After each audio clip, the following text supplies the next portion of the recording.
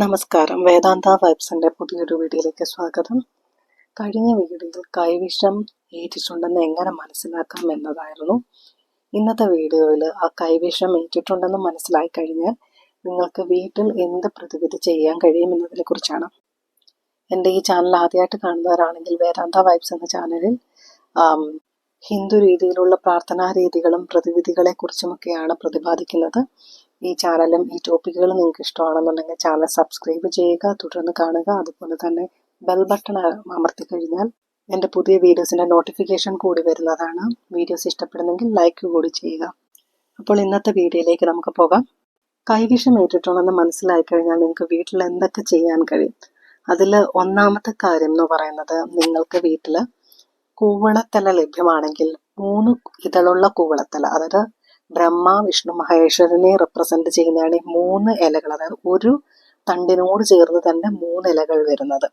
ആ കൂവളത്തല വേണം ഉപയോഗിക്കാനായിട്ട്. 2 ഇതളുള്ളതോ 1 ഇതളുള്ളതോ ആയിട്ടുള്ള കൂവളത്തലകൾ എടുക്കരുത്. ഒരു കൂവളത്തല എടുക്കുക. അതിനുശേഷം അതിരാവിലെ ഒരു 5-5:30 മണിക്ക് ഈ കൂവളത്തല കയ്യിൽ പിടിച്ചിട്ട് 108 തവണ പഞ്ചാക്ഷരി മന്ത്രം ജപിക്കുക. ഓം നമഃശിവായ എന്ന് 108 വട്ടം ജപിച്ചുകൊണ്ട് 108 വട്ടം ജപിച്ചതിന് ശേഷം ഈ കൂവളത്തല കുറച്ച് തൈരൊഴിച്ച് ഒരു പേസ്റ്റ് രൂപത്തിലാക്കിയിട്ട് 5 ദിവസം വെറും വയറ്റിൽ കഴിക്കാവുന്നതാണ്. മിനിമം ഒരു 5 ദിവസമെങ്കിലും കഴിക്കുന്നതാണ് നല്ലത്. വളരെ കൊടിയ വിഷമാണ് അത്, അല്ലെങ്കിൽ ഒരുപാട് നാളുകൾക്ക് മുന്നേ തൊട്ടേ കിട്ടിയതാണ് അത്, നമ്മുടെ ശരീരത്തിൽ അലിഞ്ഞു ചേർന്നിരിക്കുന്നതാണെന്നുണ്ടെങ്കിൽ അത് ചിലപ്പം കുറച്ചുകൂടി ദിവസങ്ങൾ എടുക്കേണ്ടി വരും. അങ്ങനെയാണെന്നുണ്ടെങ്കിൽ നമുക്ക് രണ്ടാമത്തെ പ്രതിവിധി നോക്കാം.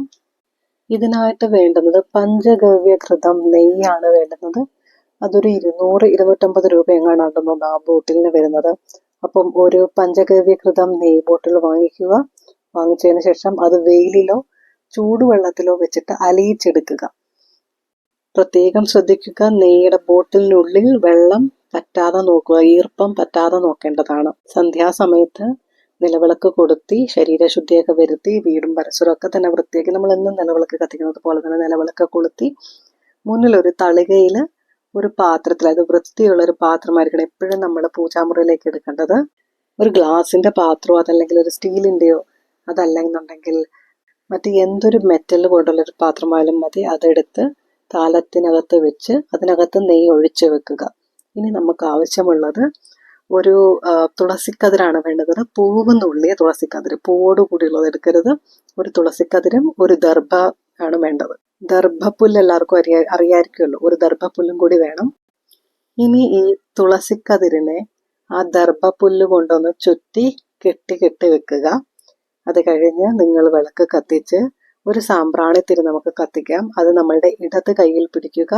അത് കഴിഞ്ഞ് വലത് കൈയിൽ ഈ തുളസിക്കതിര്, അതായത് ദർഭ കൊണ്ട് കെട്ടി വെച്ചിരിക്കുന്ന തുളസിക്കതിര് പിടിച്ചിട്ട് ആ തുളസിക്കതിരെ നിങ്ങൾ നെയ്യിലേക്ക് ഇറക്കി വെക്കുക. അതിനുശേഷം 101 വട്ടം ഞാൻ പറയുന്ന മന്ത്രം ചൊല്ലിക്കൊണ്ട് ഈ തുളസിക്കതിരിനെ നെയ്യിൽ ക്ലോക്ക് വൈസ് ആയിട്ട് അതല്ലെങ്കിൽ പ്രദക്ഷിണം ചെയ്യുന്ന രീതിയിൽ ഇങ്ങനെ വട്ടത്തിൽ ഇങ്ങനെ ഇളക്കുക. 101 വട്ടമാണ് ഇത് ഉരുവിടേണ്ടത്. ഈ മന്ത്രം ഇതാണ്: ഓം കാളി കാളി കൊടും കാളി കർപ്പൂര കാളി കാളി സ്വാഹ. ഓം കാളി കാളി കൊടും കാളി കർപ്പൂര കാളി കാളി സ്വാഹ. ഇതൊരു ദ്രാവിഡ മന്ത്രമാണ്. ഇതിനൊരു താളമോ പ്രാസമോ ഒന്നുമില്ല. നിങ്ങൾക്ക് നിങ്ങളുടേതായ രീതിയിൽ ഇത് ചൊല്ലാവുന്നതാണ്. 101 വട്ടം ചൊല്ലിയതിനു ശേഷം നിങ്ങളുടെ വലത് കൈ കൊണ്ട് ആ നെയ്യുടെ മുകളിൽ പൊത്തിപ്പിടിച്ചു കൊണ്ടിട്ട് 7 വട്ടം കൂടി ഉരുവിടുക.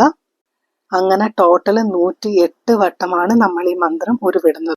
ഇതിനുശേഷം ഇടത് കൈയിലെ ചന്ദനത്തിരി കൊണ്ടിട്ട് നമ്മളുടെ ആ നെയ്യ് വെച്ചിരിക്കുന്ന ആ പാത്രത്തിന് 7 തവണ ഒഴിയുക.